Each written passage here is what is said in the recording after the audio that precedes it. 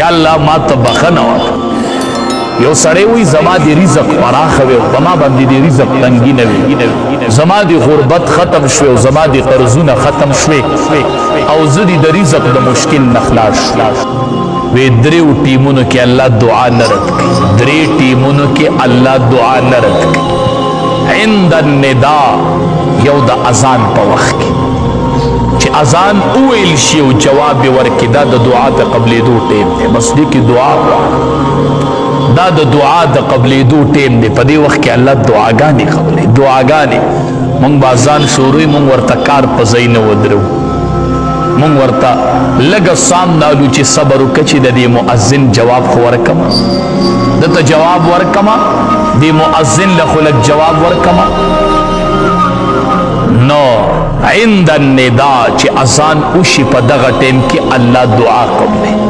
یو عند البأس د جنگ په ټیم کې چې کله میدان جهاد وي او مجاهدین جنگیږي او دا جنگ ګرم شي، ګرم بعضې په بعضو کې ورننوځي، سخت جنگ شي، په دغه ټیم کې الله دعا قبلوي. دا د دعا د قبلېدو ټیم دی. او تحت المطر یو چې کله باران شروع شي دغه ټیم کې الله دعا قبلوي. دا درې ټیمونه چې دي دا د دعا د قبلېدو ټیمونه دي چې هغې کې یو د اذان وخت دی چې اذان وشي دې پسې الله دعا قبلوي. اذان جواب ورکا او بیا دې پسې دعا وغواړه. دقه د دعا د قبلېدو ټیم. نبی کریم صلی الله علیه وسلم صحابه کرامو ته چې د اذان فضیلت بیان کړ، صحابه وی دا ټول اجر خو مؤذنینو ته میلاو شو، مونږ به څه کوو د الله حبیبه، دا اجر خو دې ته ډېر میلاویږي. نبی کریم صلی الله علیه وسلم ورته فرمایل چې ته کله د دې جواب ورکې نو تعلم الله د مؤذن عمره اجر درکړي. یو اجابت قولی دی، یو اجابت فعلی دی. اجابت قولی دا دی چې دا مؤذن کم الفاظ وایي نو ته دغه وایه، خو چې حی علی الصلاة او حی علی الفلاح ته ورسیږي هلته به وایي لا حول ولا قوة الا بالله. دغه ټیم کې به دغه الفاظ نه وایي، ځکه هغه وایي حی علی الصلاة راشه مانځه ته، او ته ورته هم وایي حی علی الصلاة راشه مانځه ته. نه، هغه وایي حی علی الصلاة مانځه ته راشه، نو ته ورته وایي لا حول ولا قوة الا بالله. که د ګناه نه بنده بچ کېږي نو د الله په توفیق بچ کېږي، او که نیکي بنده کوي نو د الله په توفیق یې کوي. نو الله دې توفیق راکړي چې زه درشم او دا مونځ وکړم. دې ته اجابت فعلي وایي، دې ته اجابت فعلي وایي. نو د اذان به په خلم جواب ورکوي او په پیل سره به جواب ورکوي. را روان بشي جماعت ته به راشي او جماعت کې به کینې او مونځ به وکړي. د مؤذن جواب ورکوئ، د مؤذن جواب ورکوئ. د دواړو جهانو سردار وفرمایل وی د قیامت په ورځ سخته ورځ ده، حساب به شروع وي او درې کسان به د مشکو په غونډو باندې ناستي. هلته به حساب کتاب شروع وي او دا بعضې کسان چې دي دا به د مشکو په غونډو باندې ناستي. د حساب کتاب ټیم به او دی به د مشکو په غونډو باندې ناستي، ځان له به مزې کوي، د مشک غونډو باندې به ناستي. یو هغه کس دی چې هغه مؤذن وي، هغه اذان کوي، اذان دی به د مشکو په غونډو ناستي مؤذن چې کله خلق په حساب کې مشغولي.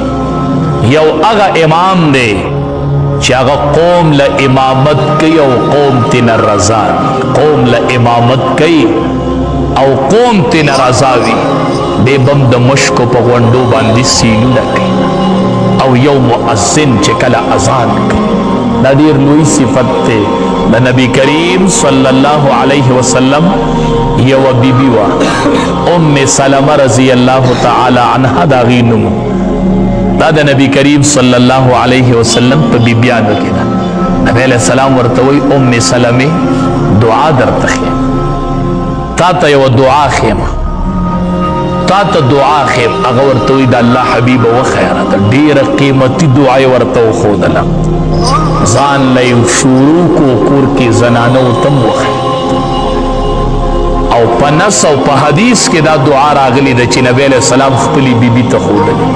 خپلی بیبي ته یې وی، د مؤمنانو مور ته یې وی چې کله ماښام اذان وشي که نه، د ماښام اذان واوري او جواب یې ورکړي، بیا دعا کوه اللهم هذا اقبال لیلک وادبار نهارک واصوات دعاتک فاغفر لی.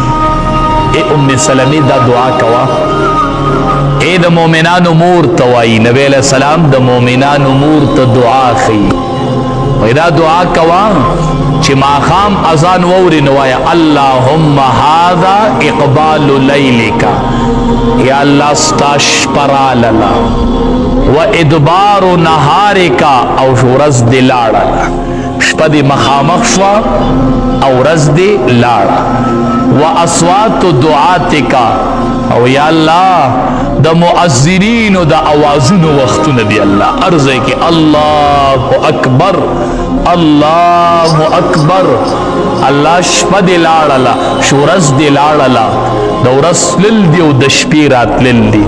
و اصوات دعاتک او د مؤذنینو اوازونه دی الله ډیر برکتی ټیم دی.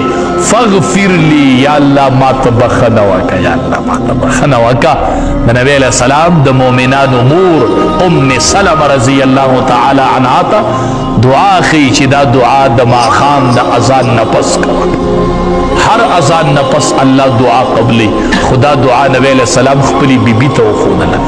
زنانو چې اذان جواب ورکوي ماښام وای اللهم هذا اقبال لیلک و ادبار نهارک و اصوات دعاتک فاغفر لی. یا الله موبخه کنه دا ټول مؤذنین شروع دي، دا اوازونه به شروع او شپه به راځي او ورځ به ځي، ته به وایي فاغفر لی، الله ما ته بخښنه وکړه، یا الله ما ته بخښنه وکړه.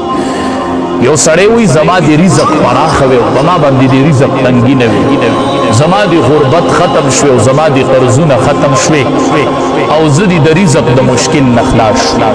علامه جلال الدین سیوطي رحمت الله علیه لیکلي دي اوله خبره دا ده چې د استغفار د ډیر استغفار کوي، الله به رزق پراخ کړي، الله به قرضی ختم، الله به غربت ختم کی چې کم سړی استغفار کوي.